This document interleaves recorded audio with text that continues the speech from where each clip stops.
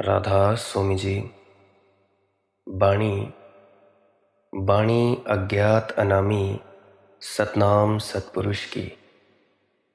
आज की सत्संग वीडियो का विषय है मन और काल को कैसे जाना जा सकता है।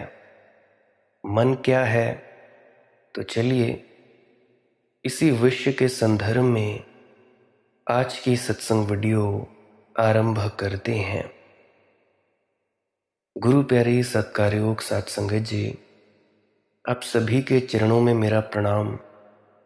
तो चलिए आप सभी अपने अपने गुरु महाराज को याद करते हुए इस सत्संग वीडियो को सुनने की कृपा करें और आनंद में उतरने की चेष्टा करें। एकाग्रचित्त होकर सुनिए। तो चलिए शुरू करते हैं। विषय है इस मन को कैसे जाना जा सकता है।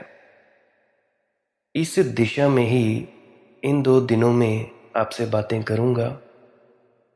पहली बात, हम सारे लोग मन को जानने की बात तो दूर रही, इसे जानने से बचना चाहते हैं। जानने की बात तो बहुत दूर, हम अपनी आंखें चुरा लेना चाहते हैं इस मन से कि कहीं इससे मिलना ना हो जाए। कोई आदमी अपनी शक्ल देखने को तैयार नहीं है। कोई आदमी जैसा वह है वैसा ही अपने को उघाड़ कर देखने का साहस नहीं करता। हम तो अपने से भाग रहे हैं और भागते भागते रास्ते में हमें जो भी मिलता है उससे हम पूछते चलते हैं, क्या आत्मज्ञान का कोई रास्ता है? अपने से भाग रहे हैं और आत्मज्ञान को उपलब्ध होना चाहते हैं। ये दोनों बातें अत्यंत मूढ़तापूर्ण हैं। ये दोनों बातें इतनी विरोधी हैं कि इससे बड़ा और कोई विरोध, इससे बड़ा और कोई कॉन्ट्राडिक्शन नहीं हो सकता। पूछें अपने आप से, कहीं मैं अपने से भाग तो नहीं रहा हूं?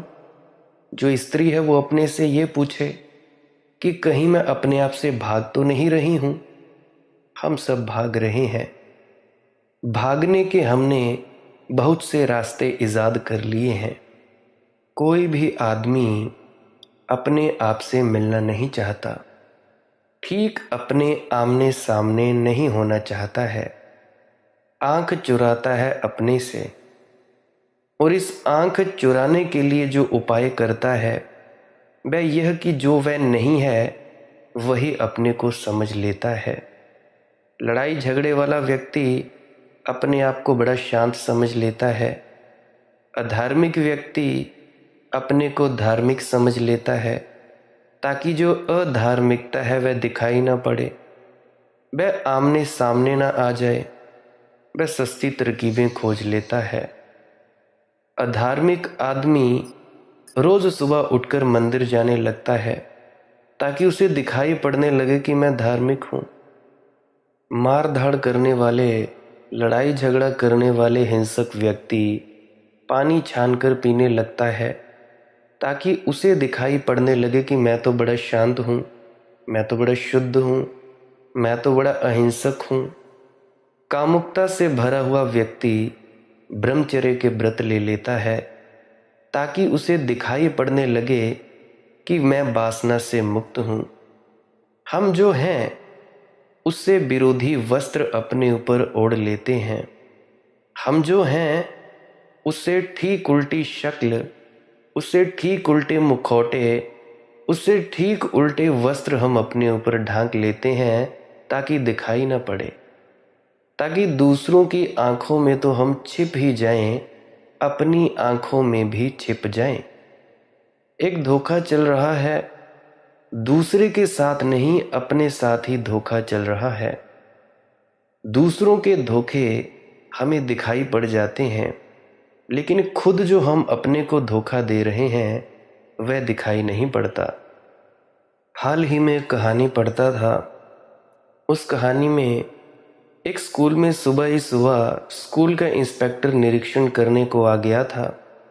वह पहली ही कक्षा में जो उसके सामने पड़ी उसके भीतर गया और उसने जाकर जो सामने वाइट बोर्ड होता है एक सवाल लिखा और विद्यार्थियों से कहा कि तुम में से जो भी 3 विद्यार्थी इस कक्षा में सर्व अधिक कुशल हों, फर्स्ट आते हों, वे खड़े हो जाएं और एक के बाद एक आकर सवाल को हल करें।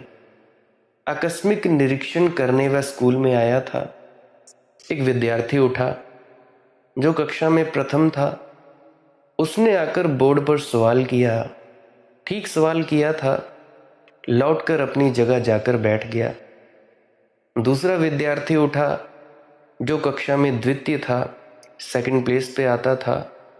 उसने भी आकर सवाल किया और अपनी जगह जाकर बैठ गया।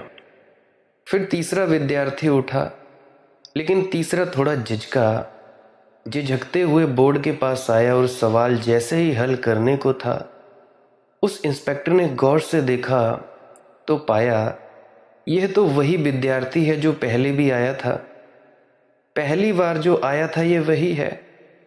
और उसने उसका हाथ पकड़ा और कहा, तुम मुझे धोखा दे रहे हो, तुम तो पहली दफा आकर सवाल हल कर चुके हो। तीसरा विद्यार्थी कहाँ है? उस विद्यार्थी ने कहा, माफ करिए, तीसरा विद्यार्थी आज मौजूद नहीं है। वह क्रिकेट का खेल देखने गया हुआ है और मुझसे कह गया है कि मेरी जगह कोई भी काम हो तो तुम कर देना। इंस्पेक्टर को तो बड़ा गुस्सा आया, वह तो आग बबूला हो गया। उसने कहा, यह क्या बात है? क्या तुम दूसरे की जगह परीक्षा दोगे? क्या तुम दूसरे की जगह सवाल हल करोगे? ये मैंने कभी आज तक ना सुना था और ना ही कभी सुनूंगा, परंतु आज देख रहा हूं, ये तो हद है, धोखा चल रहा है। उसने विद्यार्थी को डांटा और कुछ नैतिक शिक्षाओं का उपदेश दिया। ऐसा मौका मिल जाए तो शिक्षा कोई भी देता है, छोड़ता नहीं। और उस विद्यार्थी को डांटने के बाद वह शिक्षक की तरफ मुड़ा जो बोर्ड के पास खड़ा हुआ था और उससे कहा, महाशय, मैं तो अपरिचित हूँ, अनजान हूँ, लेकिन आप तो इस कक्षा से भली भांति परिचित हैं। आप भी खड़े देखते रहे कि ये विद्यार्थी धोखा दे रहा है और आपने मुझसे कुछ कहा नहीं। उस शिक्षक ने आंख नीची की और कहा, महानुभाव, मैं भी इन्हें पहचानता नहीं हूँ। वह इंस्पेक्टर तो हैरान हो गया। उसने कहा, इस कक्षा के शिक्षक हैं और पहचानते नहीं? उसने कहा, असल बात तो यह है कि कक्षा का शिक्षक क्रिकेट का खेल देखने चला गया है और वह मुझसे कह गया है कि ज़रा मैं उसकी क्लास देख लूँ। मैं इस कक्षा का शिक्षक नहीं हूँ। तब तो बात और भी बिगड़ गई और इंस्पेक्टर की आंखों से आग निकलने लगी और वह पैर पटकने लगा और चिल्लाने लगा। और उसने कहा कि ये तो हद हो गई, ये तो धोखे की हद हो गई। विद्यार्थी धोखा दे दे, आप शिक्षक होकर भी धोखा दे रहे हैं। और उसने शिक्षक को भी कुछ उपदेश की बातें कही।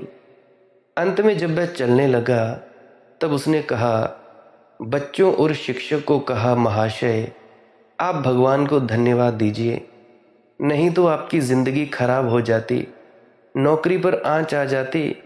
मैं तो अच्छा हुआ कि असली इंस्पेक्टर क्रिकेट का खेल देखने गया है, मैं तो उसका दोस्त हूँ जो उसकी जगह निरीक्षण करने आ गया हूँ।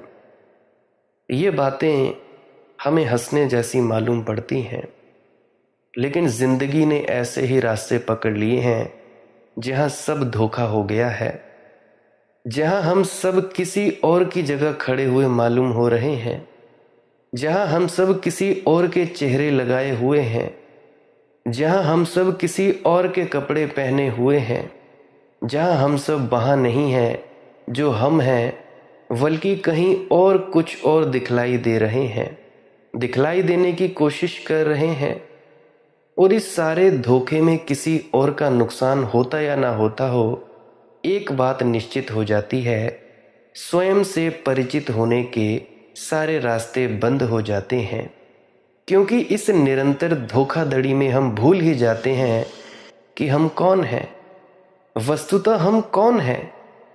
अपने को पहचानने के लिए जो झूठे वस्त्र हमने पहन रखे हैं और झूठी शक्लें बना रखी हैं, उन शक्लों को और वस्त्रों को उतार देना अत्यंत आवश्यक है।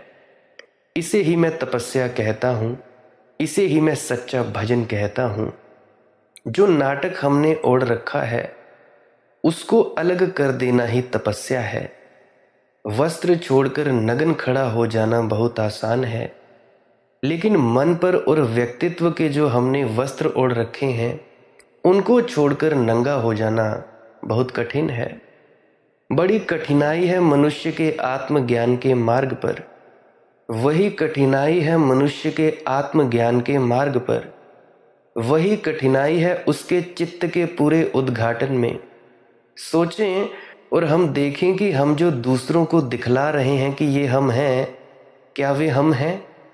हमने जो नाटक खेल रखा है जीवन में, हमने जीवन को तो एक रंगमंच बना रखा है जहां हम दूसरों का अभिनय कर रहे हैं और धीरे धीरे ये भूल गए हैं कि ये अभिनय था। आदमी भूल जाता है धीरे धीरे।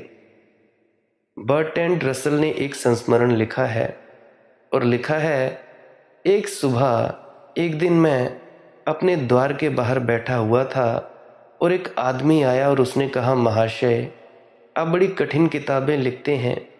खैर आपकी ज़्यादा किताबें तो मैंने पढ़ी नहीं, लेकिन एक किताब मैंने पढ़ी जिसमें मुझे कुछ भी समझ में नहीं आया।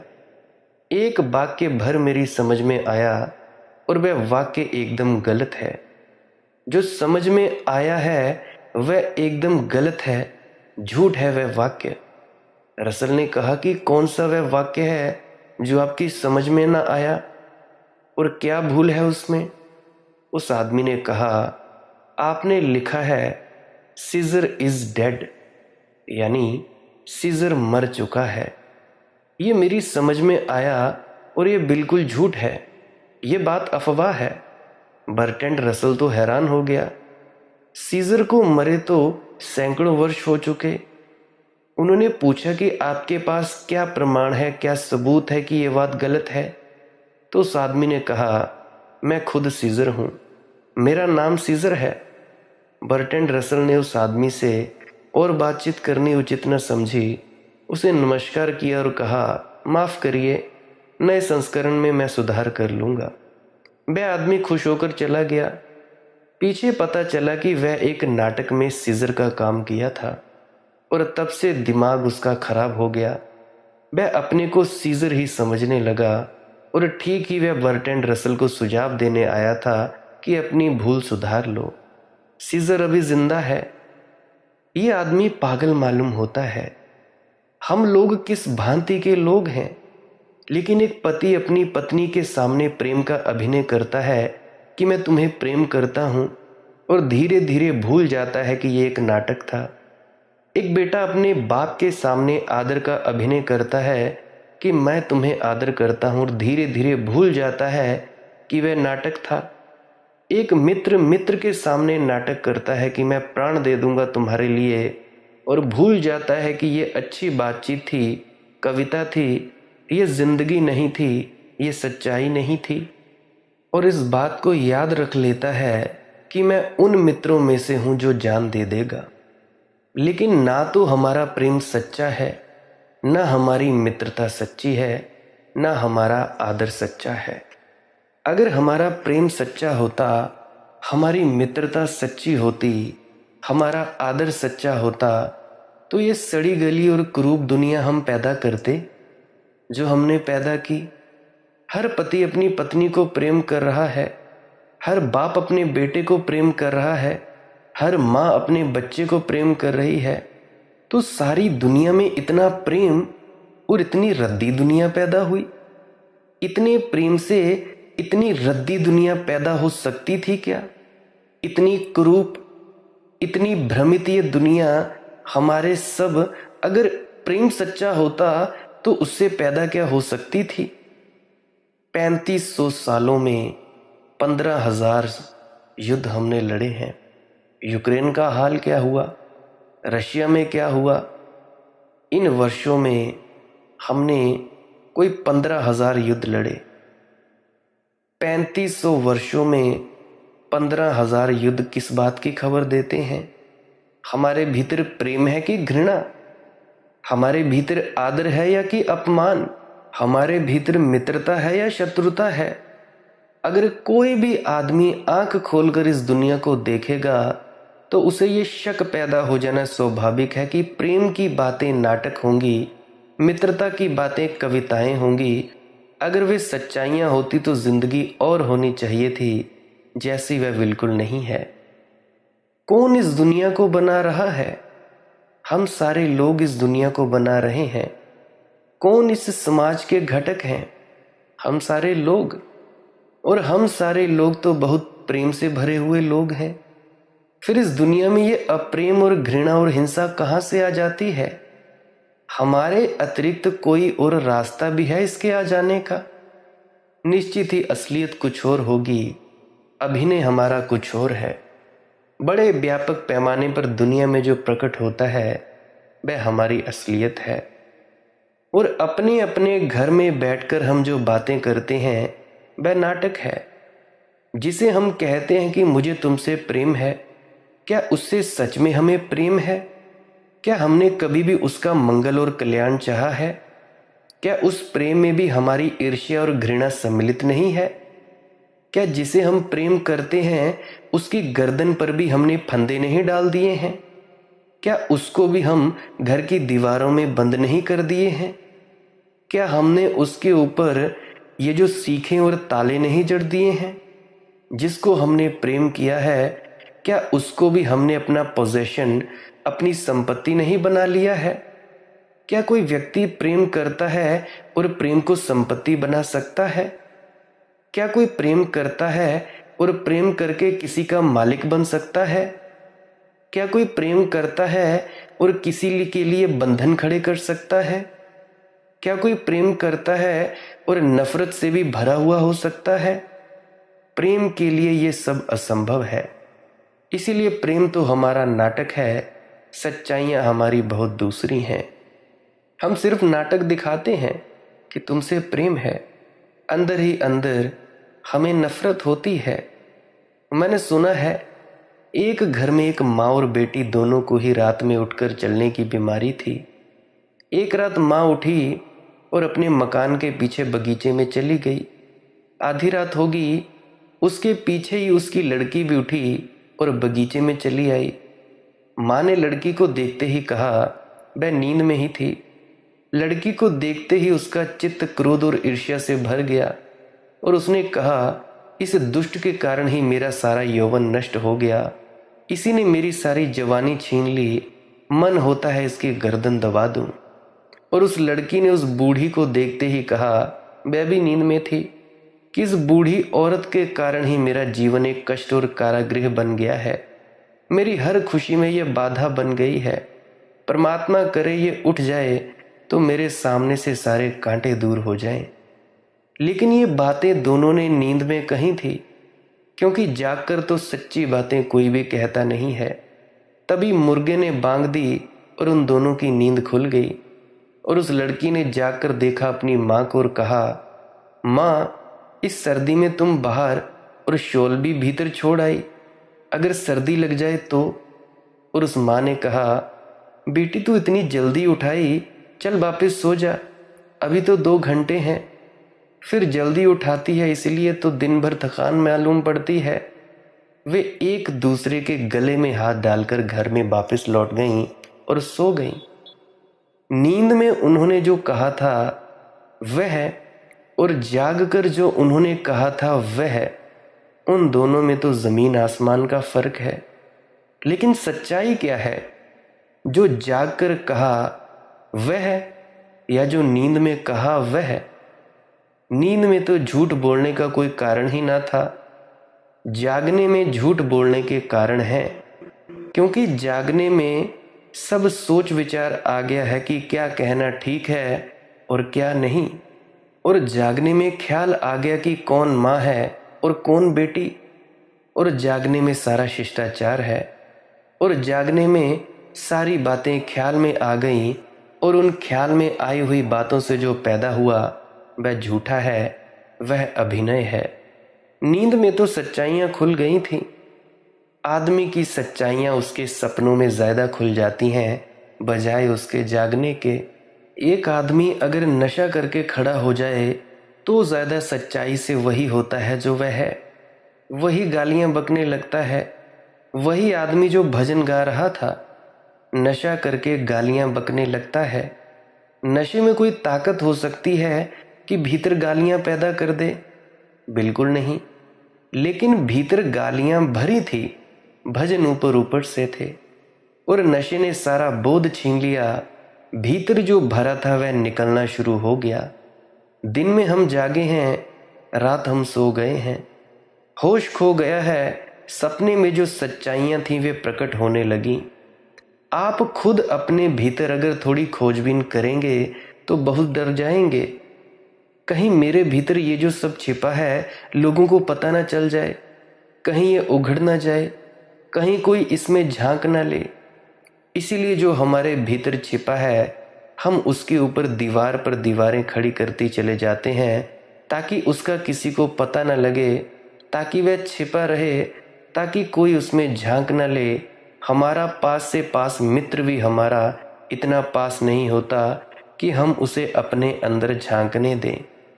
और तब धीरे धीरे डर से और भय से हम भी अपने भीतर झांकना बंद कर देते हैं। और फिर हम पूछते हैं आत्मज्ञान कैसे हो, सत्य कैसे मिले, परमात्मा के दर्शन कैसे हों। जो अपने ही दर्शन करने को राजी नहीं है वह और किस सत्य के दर्शन करने की आकांक्षा कर सकता है? या उसकी आकांक्षा में कितनी सच्चाई हो सकती है, कितनी उत्कंठा हो सकती है? मनुष्य के समक्ष मनुष्य का मन जैसा है, क्रोध, हिंसा और ईर्ष्या जो कुछ भी है उसे बहुत सरलता से वैसा ही जानना जरूरी है। सारे कपड़े ओढ़े हुए उतार देने जरूरी है। नग्न चित्त के समक्ष खड़ा हो जाना बहुत जरूरी है। ये तो पहली बात है कि हम अपने से बचना बंद कर दें।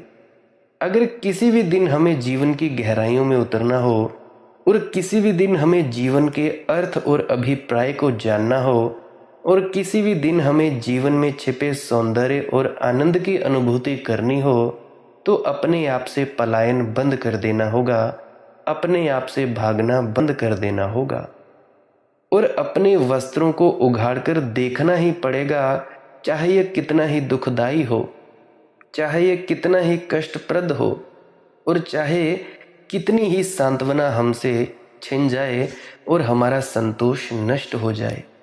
लेकिन देखना ही होगा इस बात को। इसे बिना देखे कोई रास्ता सत्य तक ना कभी गया है और ना जा सकता है। ये तो पहली बात है कि हम अपने से भागना बंद कर दें। और अपने से हम भाग रहे हैं, नए नए रास्ते खोज रहे हैं और ये अपने से भागना इतना ज़्यादा तीव्र हो सकता है, ये अपने आप की पीड़ा इतनी गहरी हो सकती है कि हम किसी तरह ना केवल अपने से भागना चाहें बल्कि पीड़ा से अपने को भुलाना भी चाहें। भागने के बाद भूलने की सीमा आ जाती है। घबराकर जो आदमी अपने से निरंतर भागता रहता है आखिर में उसे पता चलता है कि मैं कितना ही भागूं, लौट लौट कर कुछ चीज़ें दिखाई पड़ जाती हैं, बार बार अपने से मिलन हो जाता है। आखिर कोई अपने से भाग कैसे सकता है? किसी और चीज़ से भागता तो भाग भी सकता था। तुम लोग अकेले होने से डरते हो, इसीलिए डरते हो क्योंकि अकेलेपन में तुम्हारा अपने आप से मिलना हो जाता है। और तुम सभी कभी भ्रम में होते हो कि नहीं भाई कोई और शक्ति हमें देख रही है, डरा रही है। नहीं भैया नहीं, तुम जब जब अकेले होते हो और डरते हो तुम अपने आप से ही मिलने से डरते हो। क्योंकि कोई अपने से कैसे भाग सकता है? किसी और चीज़ से भागता तो भाग भी सकता था। मैं अगर भागकर जंगल चला जाऊं आप सब तो पीछे छूट जाएंगे, लेकिन मैं अपने साथ ही वहां पहुंच जाऊंगा। मैं जहां भी भागूंगा मैं अपने साथ रहूंगा। तो भागने की अतिशयता एक दिन इस निष्कर्ष पर ले आती है कि भागने से काम नहीं चलेगा, भूलना ज़रूरी है। तब हजार तरह के नशे खोजने की बात शुरू हो जाती है। कोई आदमी शराब पीकर अपने को भूलना चाहता है, कोई आदमी संगीत में भूलना चाहता है, कोई आदमी काम वासना में अपने को भूल जाना चाहता है। कुछ भले लोग हैं वह इस तरह के नशे करना पसंद नहीं करते, तो उन्होंने भले आदमियों के नशे ईजाद कर लिए हैं। कोई राम राम जप कर अपने को भूल जाता है, कोई मंदिर में जाकर भजन कीर्तन करता है, नाचता है और भूल जाता है, कोई गीता और कुरान और बाइबल पढ़ता है या राधा स्वामी सत्संग व्यास की पुस्तकें पढ़ता है और उन्हीं में अपने को भूल जाना चाहता है। लेकिन नशे चाहे अच्छे हों चाहे बुरे, उनका काम एक ही है कि किसी तरह हम अपने को भूल जाएं। वह जो हम हैं उसकी हमें याद न रह जाए, वह द्वार बंद हो जाए जो हम हैं। बहुत राहत मिलती है। जैसे ही कोई अपने को भूलने में समर्थ होता है, बहुत राहत मिलती है। यूरोप और अमेरिका में वे कई नई नई इजादें कर रहे हैं, नए ड्रग्स खोज रहे हैं, खोजे जा चुके हैं। मेस्क्लीन है, एलएसडी है और भी बहुत कुछ है, मारिजुआना है, कैनवीज है। बहुत पुराने दिन से यह खोज चल रही है। वेद के ऋषियों से लेकर आज तक, सोमरस से लेकर एलएसडी तक वही खोज चल रही है कि अपने को किस तरह भूल जाएं। कोई नशा कर लें और अपने को भूल जाएं। भूल जाने में अच्छा लगता है क्योंकि अपने को जानने में बुरा लगता है। वह जो अपने को जानने का दर्द है, दंश है, द्वंद है, तकलीफ है कि मैं ये क्या हूँ, उसे जितनी देर को हम भुला जाते हैं तो हम तो भगवान हो जाते हैं, क्योंकि वह सारा अंधेरा भूल गया, सब ज्योति हो गई, वे सारे घाव भूल गए, सब स्वस्थ हो गया, वे सब पीड़ाएं भूल गईं, चिंताएं भूल गईं, सब शांत और संगीत हो गया। लेकिन कोई अपने को कितनी देर भूले रह सकता है? और भूले रहना क्या कोई क्रांति है या कि कोई परिवर्तन? भूलना कोई मार्ग तो नहीं हो सकता। ना भागना कोई मार्ग हो सकता है, ना भूलना कोई मार्ग हो सकता है। भूलने से क्या हित है? सो जाने से कौन सी राहत है?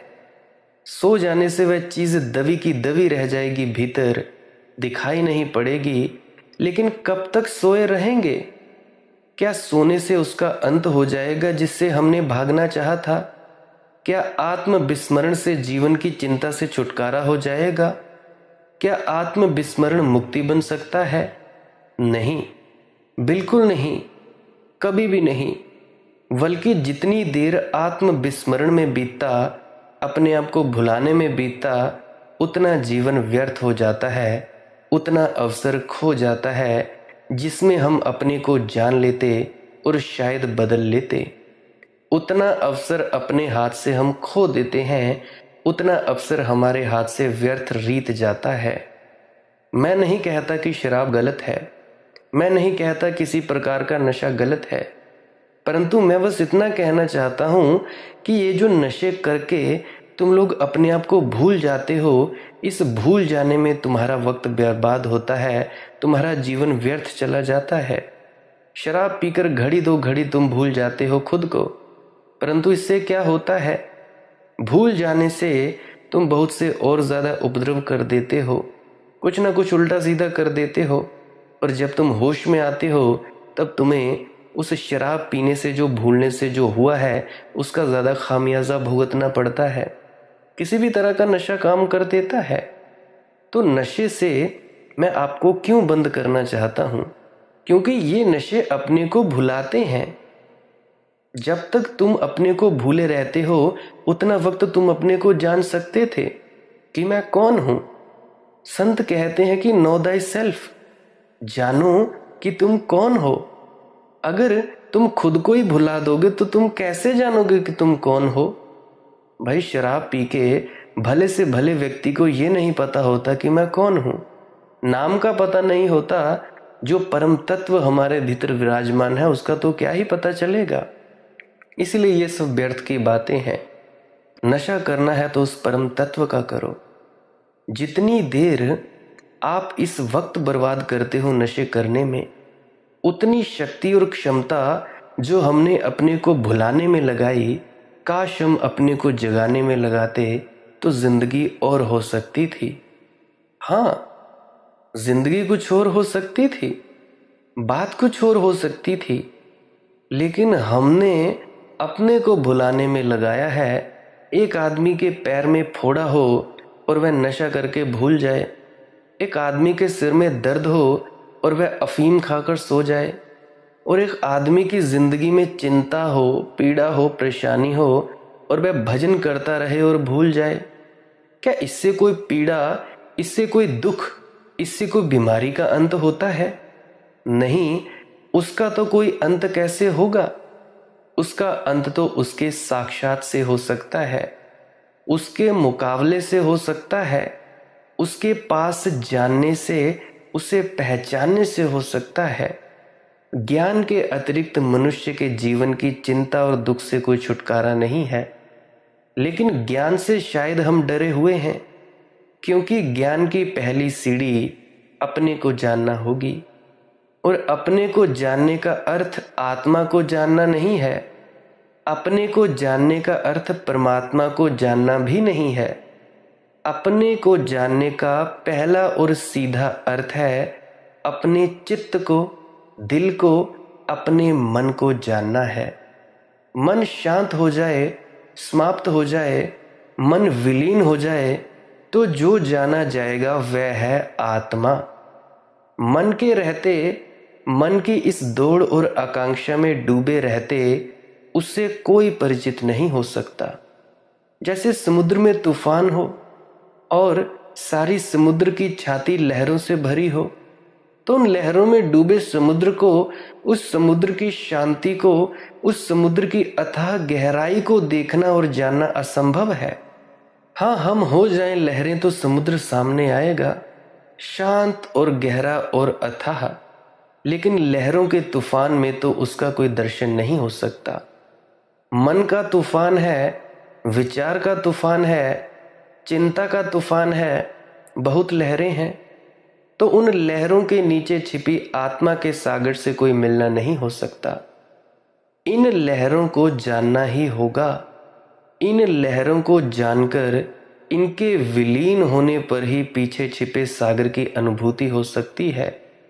तो पहला कदम बहुत नकारात्मक है, और वह यह कि अपने से भागना हम बंद कर दें।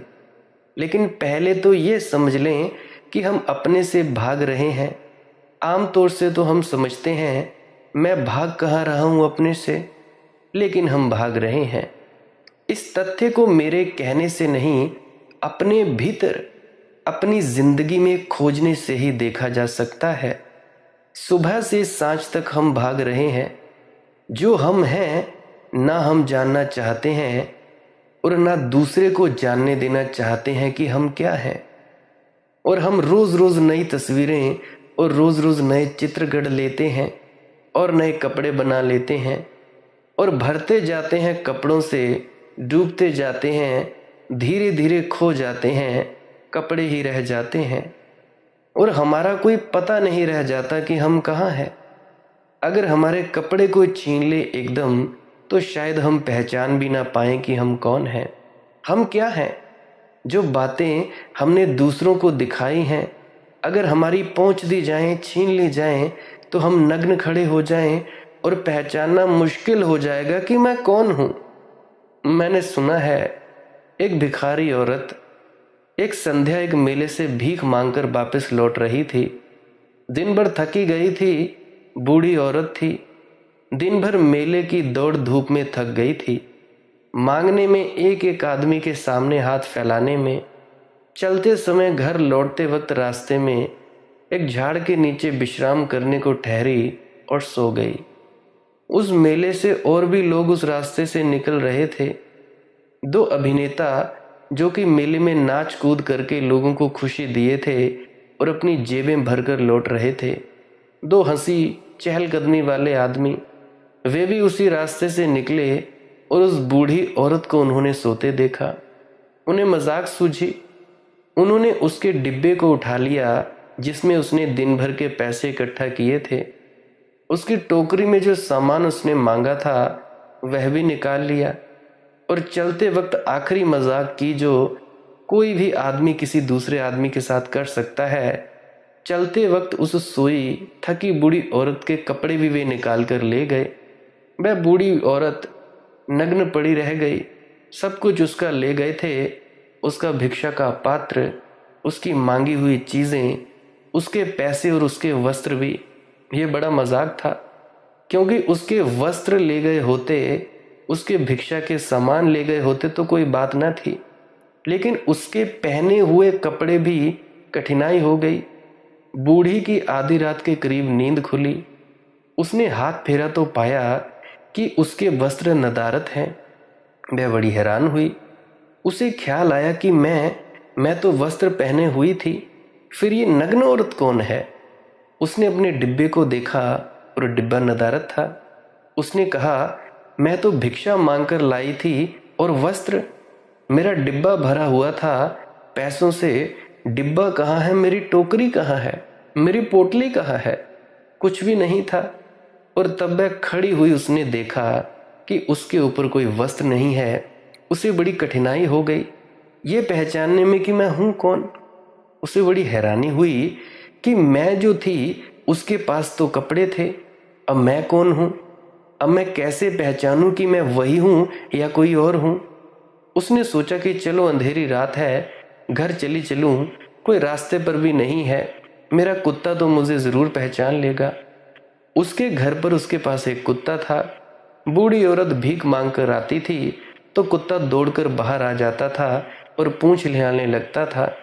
सभी लोग कुत्ते पाल रखते हैं जो पूंछ हिलाए और पहचाने, नहीं तो कोई भी आदमी अपने को पहचानने में कठिन पाएगा। सम्राट भी कुत्ते पाल रखते हैं, भिखारी भी, क्योंकि वे पूंछ हिलाते हैं तो खुद को पहचानने में आसानी होती है कि मैं वही हूँ। वह बूढ़ी गई, अपने घर भागी हुई कि अब एक ही रास्ता है कि कुत्ता मुझे पहचान ले तो निश्चित हो जाए कि मैं वही हूँ। कोई मेरे कपड़े ले गया और मेरा सामान ले गया, और अगर कहीं कुत्ते ने भी नहीं पहचाना तो? वह डरी हुई थी, लेकिन एक ही उपाय था। वह घर गई और जैसा कि आप समझ सकते हैं, कुत्ता नहीं पहचान सका, क्योंकि नग्न बूढ़ी उसने कभी देखी नहीं थी। कुत्ता बजाय इसके कि पूंछ हिलाता, वह जोर से भौंकने लगा। एक अपरिचित और वह बूढ़ी घबरा गई। उसने कहा, अब तो बड़ी कठिनाई हो गई, कुत्ता भी नहीं पहचानता है कि मैं कौन हूं। मुझे पता नहीं कि इसके आगे क्या हुआ। उस बूढ़ी ने क्या रास्ता खोजा और कैसे वह अपने को पहचान पाई। लेकिन हम सबकी भी यही हालत हो जाए अगर रात सोते में हमारे ओढ़े हुए सारे वस्त्र, हमारे व्यक्तित्व की सारी चादरें कोई खींच ले और सुबह हम पाएंगे वह जो पद, वह जो नाम, वह जो प्रतिष्ठा, वह जो सब कुछ अखबारों ने हमारे लिए कहा था, वह और पड़ोस के लोग जो हमसे कहते थे, वह सब छीन लिया गया है और मेरे पास कुछ भी नहीं है। जो तख्तियां घर के आगे लगा रखी थी, वह सर्टिफिकेट जो मेरे पास थे, वह मेरे पास कुछ भी नहीं है। उस नग्न अवस्था में हम भी अपने को न पहचान पाएंगे। हम अपने को पहचानते ही नहीं है, दूसरे लोग हमें पहचानते हैं, इसी से हम अपने को पहचानने लगते हैं। कोई आपसे कहता है आप बहुत भले आदमी हैं, और आपके अंदर एक ख्याल बन जाता है कि आप बहुत भले आदमी हैं। ये ऐसा ही है जैसे कोई मनदीप से कहे कि भाई तुम बड़े भले हो, तो मनदीप के भीतर ये ख्याल बनता है कि बड़ा भला आदमी हूँ मैं।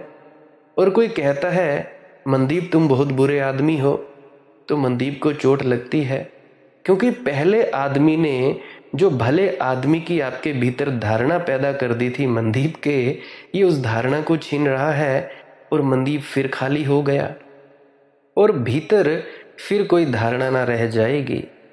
24 घंटे हम अपने संबंध में एक इमेज, एक प्रतिमा खड़ी करने में लगे हुए हैं, और ये प्रतिमा हम खड़ी कर भी लेते हैं। कोई कुछ बन जाता है, कोई कुछ, लेकिन अंदर, हमारे अंदर वह जो हमारे भीतर छिपा है, उससे हम अपरिचित ही रह जाते हैं। और ये प्रतिमा रोज रोज बदलनी पड़ती है, क्योंकि आसपास के लोग रोज बदल जाते हैं। नेपोलियन हार गया और सेंट हेलेना के द्वीप में उसको बंद कर दिया गया। महान विजेता एक कैदी की भांति बंद हो गया था, लेकिन दुश्मनों ने भलमन साहत बरती थी, उसके हाथ में हथकड़ियां नहीं डाली थी। द्वीप पर चलने फिरने की उसे आज़ादी थी, लेकिन द्वीप से भागने का कोई उपाय न था। सुबह ही सुबह वह घूमने निकला था और दुश्मनों ने यह भी भल मान साहत की थी कि उसके डॉक्टर को भी उसके पास छोड़ दिया था। डॉक्टर और वह दोनों घूमने निकले थे। सुबह सुबह एक पगडंडी पर उस ओर से छोटे से पहाड़ी रास्ते पर एक औरत अपने घास की गठरी लिए हुए आती थी। नेपोलियन का डॉक्टर एकदम चिल्लाया और कहा, ओ घसियारिन, रास्ता छोड़, देखती नहीं है नेपोलियन आ रहा है। लेकिन नेपोलियन ने उस डॉक्टर को कहा, मेरे मित्र, वह प्रतिमा नष्ट हो गई है जो कल तक मेरी थी। तुम भूल में हो, अब कोई नेपोलियन नहीं है, मैं एक साधारण कैदी हूँ। तुम वही प्रतिमा ढोए चले जा रहे हो जो कल तक मेरी थी, वह टूट गई। मुझे रास्ते से हट जाना चाहिए और नेपोलियन रास्ते से हट गया। और उसने कहा कि वे दिन गए जब मैं पहाड़ से कहता कि हट जाओ और पहाड़ हट जाते थे। आज एक घास वाली औरत के लिए मुझे हट जाना चाहिए। ये नेपोलियन बहुत समझदार आदमी रहा होगा। इस बात को समझ सका कि वह मूर्ति मैंने बनाई थी इतने दिन तक वह टूट चुकी है।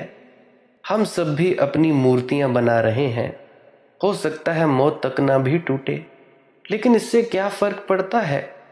अगर हम अपनी प्रतिमा को ही जानते हैं और वह प्रतिमा झूठी है, हमारी बनाई हुई है, और उस प्रतिमा को ही अगर हमने मान लिया कि मैं हूं, तो हम उसको कभी ना जान सकेंगे जो वस्तुतः मैं हूं। जो प्रतिमा से उलझ गया वह आत्मा को कभी ना जान सकेगा।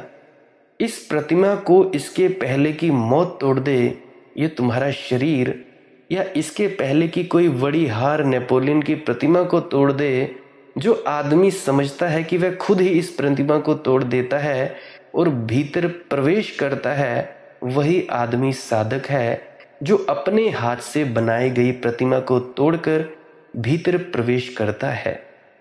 अपने ही भीतर प्रवेश कैसे हो सकता है, उसकी चर्चा मैं कल आपसे करूंगा।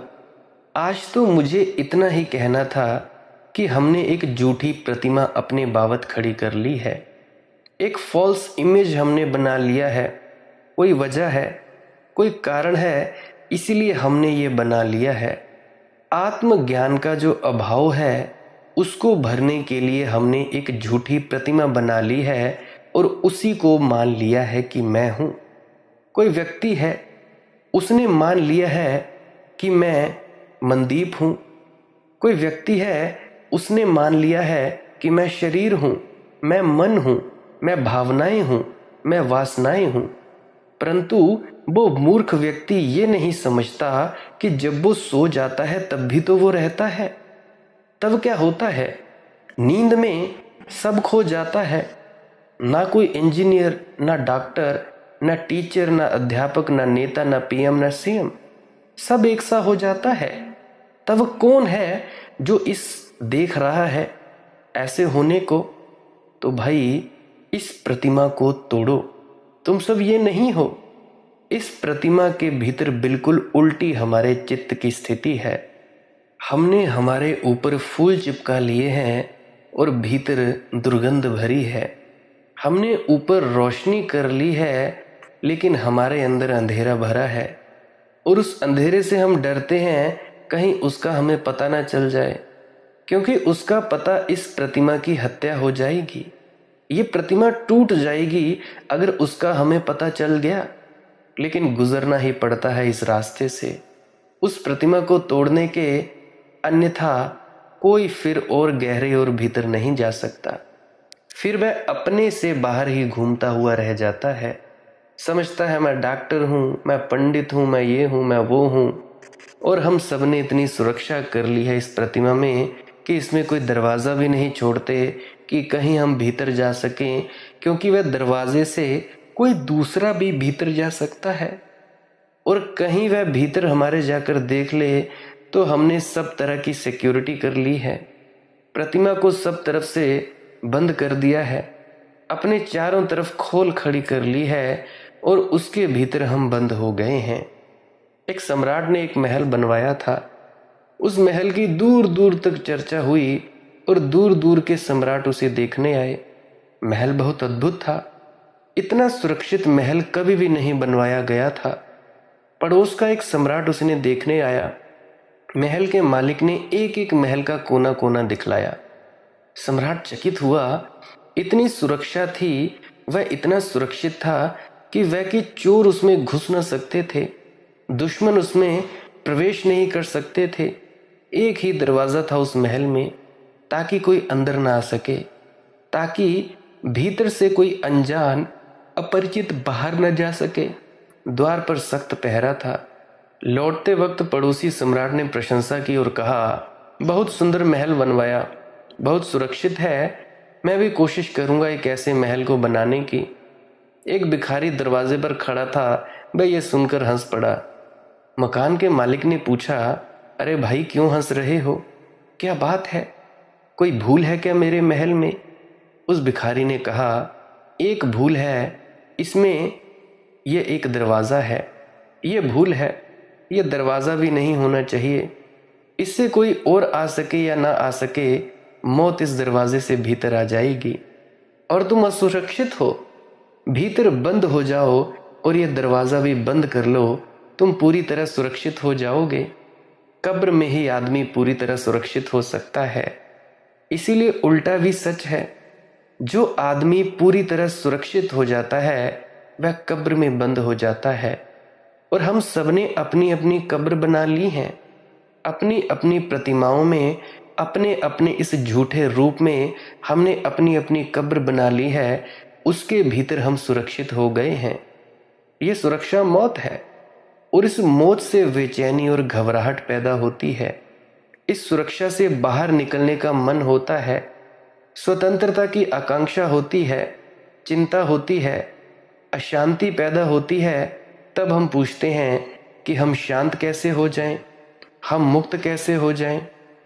अमुक्ति हमने बना ली है, बंधन हमने खड़े कर लिए हैं, दीवारें हमने बना ली, कब्र हमने खड़ी कर ली, और हम पूछ रहे हैं सारी दुनिया में कि हम मुक्त कैसे हो जाएं। कौन करेगा मुक्त आपको? कोई तीर्थंकर करेगा, कोई संत करेगा, कोई अवतार करेगा, कोई बुद्ध करेंगे, कोई गुरु करेगा। याद रखना, कोई किसी को मुक्त नहीं कर सकता है। आप तो अपनी दीवारें खड़ी कर रहे हैं और चिल्लाते हैं कि हमें मुक्त होना है। कृपा करें, पहचाने आप अपनी अमुक्ति खुद हैं। और जिस दिन आपको ये दिखाई पड़ जाएगा कि आपकी सुरक्षा ही आपका बंधन और कारागृह बन गई है, अपनी ही सुरक्षा में खड़ी की गई अपनी ही प्रतिमा हमारी मृत्यु बन गई है, उसी दिन इस प्रतिमा को तोड़ देना क्षण भर का काम होगा। आप इसको बनाते इसीलिए ये है। जिस दिन आप नहीं बनाते हैं, उसी दिन ये विलीन हो जाती है। इसकी अपनी कोई सामर्थ्य और शक्ति नहीं है। अमुक्ति मनुष्य का अपना सृजन है, और जिस दिन वह इस सृजन को बंद कर देता है, उसी क्षण मुक्त हो जाता है। और जो मुक्त है, उसके लिए ना कोई दुख है, ना कोई पीड़ा है।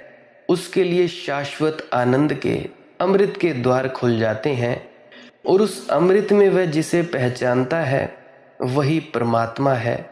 तब सब तरफ परमात्मा ही शेष रह जाता है। जब तक हम अपने कारागृह में बंद हैं, तब तक हमारे भीतर भी परमात्मा नहीं है। और जिस दिन हम अपने कारागृह को तोड़कर मुक्त हो जाते हैं, उसी दिन सब तरफ भीतर और बाहर वही है, केवल वही है, केवल परमात्मा ही है। उसे जो जान लेता है वह धन्य है, वह कृतार्थ हो जाता है। जो उससे अपरिचित रह जाता है, उसका जीवन एक बड़े दुख की कथा है।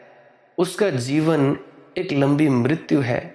उसका जीवन एक अंधकारपूर्ण रात्रि है। उसके जीवन में जीवन जैसा कुछ भी नहीं है।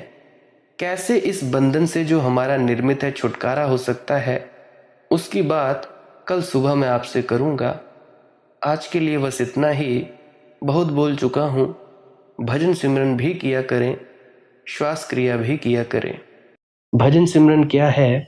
भजन और सिमरन दो अंग हैं। सिमरन है कुछ शब्दों का जाप करना जो आपको आपके सदगुरु द्वारा बताए जाते हैं। कोई भी जाप हो सकता है, कोई भी शब्द हो सकते हैं। करना क्या है? किसी कमरे में बैठ जाइए, या रात को बैठ सकते हैं, सुबह बैठ सकते हैं, या जब भी आपको फुर्सत के लम्हे मिले बैठ सकते हैं।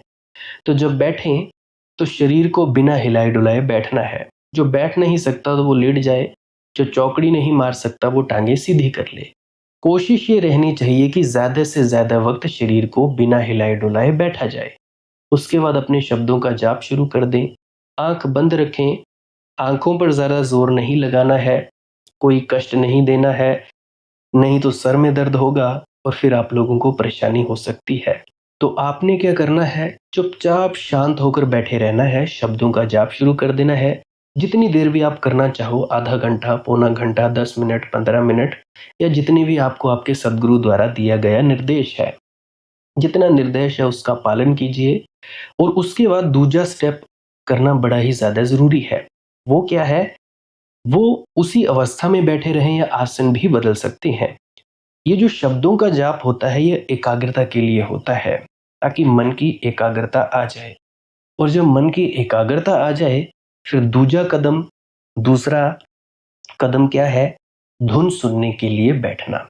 चुपचाप बैठे रहें, आंख बंद है, शब्दों का जाप बंद कर देना है। और अगर कोई भी आपके गुरु महाराज हैं, उनको आप स्मरण कर रहे थे, याद कर रहे थे, आंखों के सामने शक्ल ला रहे थे, तो उसको लाना बंद कर दीजिए। शब्द धुन सुन रही है तो सुनते रहिए, आंख बंद करके अंधेरे में ही टिके रहें।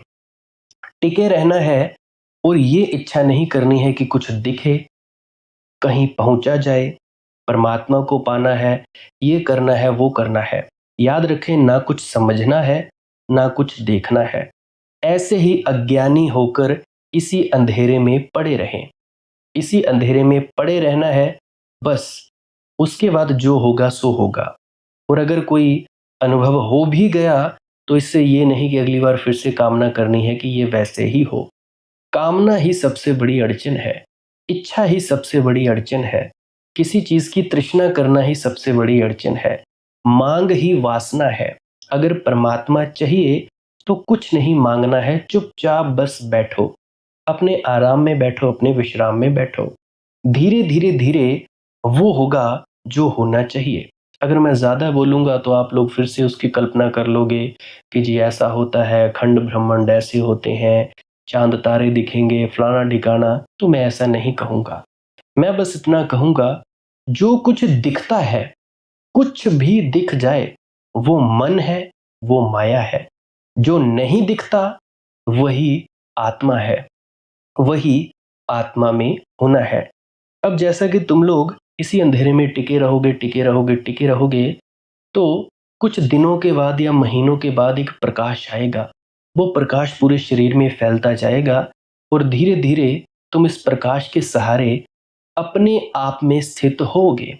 अब देखो, इस प्रकाश को देखने वाले भी तुम हो, और इस शब्द धुन को सुनने वाले भी तुम हो। अब जो ये शब्द धुन को सुनता है और प्रकाश को देखता है, ये तुम हो। तो अपने आप में स्थित होना है, अपने आप को जानना ही सच्चा आत्मज्ञान है। खुद को जानना, खुद को जान लिया, मालिक को फिर जान जाओगे। तो इतनी सी प्रक्रिया है। और आगे आप श्वास क्रिया भी कर सकते हो। ये मुझे बताई गई थी विजय शर्मा जी द्वारा। वो एक उच्च कोटि के संत हैं, तो उन्होंने मुझे बताई। अब मेरा फर्ज बनता है कि आप सभी को बताऊं। वैसे तो मैं रोज रोज बताता हूँ, फिर भी आज फिर से बता रहा हूँ। श्वास क्रिया क्या है, नाक से सांस लेना है, मुंह से छोड़ना है। लंबा सांस लेना है नाक से, और मुंह से छोड़ देना है। 15 मिनट करें, 20 मिनट करें, आधा पौना घंटा, जितनी देर भी आप कर सकते हो करें। करने के बाद करना कुछ नहीं है, चुपचाप आंख बंद करके बैठ जाना है। लेट सकते हो तो लेट सकते हैं, वो आपकी अपनी इच्छा है। नींद आ जाए तो सो जाना है, तो शरीर को कष्ट नहीं देना है। अगर सर घूमे घूमने देना है, अगर आपका शरीर कांपे तो कांपने देना है। उसकी आपने दिक्कत, परेशानी और चिंता नहीं लेनी है, ये सब होता ही है। और मरने से डर लगे तब भी नहीं डरना है, ये होता ही है। क्या कहा मैंने, 15 से 20 मिनट कर सकते हैं, उसके बाद चुपचाप बैठें और अपने भीतर अपने आप उतर जाओगे। ठीक है जी। प्रेग्नेंट लेडीज़ बिल्कुल ना करें, जिनको दिल की बीमारी है या गोलियां वगैरह खाते हैं वो भी बिल्कुल ना करें, और बाकी सब कर सकते हैं। जिनको नींद नहीं आती वो अवश्य करें, और जिनको थोड़ा डिप्रेशन रहता है वो भी अवश्य करें, और जिनके बच्चे थोड़े पढ़ाई में कमज़ोर हैं वो भी ज़रूर करें। बाकी आपकी मौज है, करना हो करिए, नहीं तो आपकी अपनी अपनी इच्छा है। और ध्यान दें, जब सिमरन करें तो उसके बाद सीधा भजन पे बैठें, और जब ये श्वास क्रिया करें तो इसके बाद सीधा भजन के लिए बैठें। अलग अलग प्रक्रियाएं हैं, एकाग्रता के लिए है श्वास क्रिया और एकाग्रता के लिए ही है भजन सिमरन। सिमरन भी एकाग्रता के लिए और श्वास क्रिया भी एकाग्रता के लिए। ठीक है, मिक्स नहीं करना है, अलग अलग करिए। अगर श्वास क्रिया करी तो उसके बाद सीधा धुन सुनने पर बैठें। अगर सिमरन के शब्दों का जाप किया उसके बाद फिर से धुन सुनने पर बैठें। बाकी आपकी अपनी मौज है, जो आपको रुचे वो कर सकते हो। अगर धुन सुनने लगे तो धुन सुनने पर ही डायरेक्ट बैठा जाए, परंतु श्वास क्रिया मत छोड़ना, क्योंकि श्वास क्रिया करने से शारीरिक, मानसिक और आध्यात्मिक लाभ मिलता है। तो बाकी आप कीजिए, आपकी मौज है। और कोई प्रश्न है तो कमेंट सेक्शन में पूछ सकते हैं, या इंस्टाग्राम, टेलीग्राम, फेसबुक पे सर्च करें मालिक की मौज सत्संग, तो वहाँ पे पूछ सकते हैं। प्रश्न पूछने से पहले एक विनती, आप लोग पुरानी सत्संग वीडियोस को अवश्य सुनिए। क्या पता आपके प्रश्नों के जवाब मिल जाएं और आप अपने भीतर ध्यान में उतर जाएं। बाकी आपकी अपनी मौज है। लाइक कर सकते हैं इस वीडियो को अगर आपको कुछ सीखने को मिला है, और कमेंट सेक्शन में राधा स्वामी ज़रूर लिखें। सब्सक्राइब कर सकते हैं इस चैनल को अगर रोज़ रोज़ नए नए सत्संग सुनना चाहते हैं। और बाकी आप सत्संग लगा के छोड़ दीजिए, और बस छोड़ दीजिए। सुनते सुनते आप ध्यान में प्रवेश करेंगे, या तो आप जी सो जाएंगे, तो आपकी मौज है। बाकी आप लोग अगर शेयर करना चाहो अपने मित्रों तक तो कर सकते हैं, नहीं तो मालिक की मौज है, कोई चक्कर नहीं है। आप मुझे इतने अंत तक सुनते हो, इतने अंत तक सुनने के लिए आपका बहुत बहुत शुक्रिया, बहुत बहुत धन्यवाद। और मुबारक हो आप लोगों ने जो आनंद प्राप्त किया। अब मैं अपने गुरु महाराज को प्रणाम करता हूँ, आप सभी के भीतर बैठे परमात्मा को भी प्रणाम करता हूँ। मेरा प्रणाम स्वीकार करें। राधा स्वामी जी।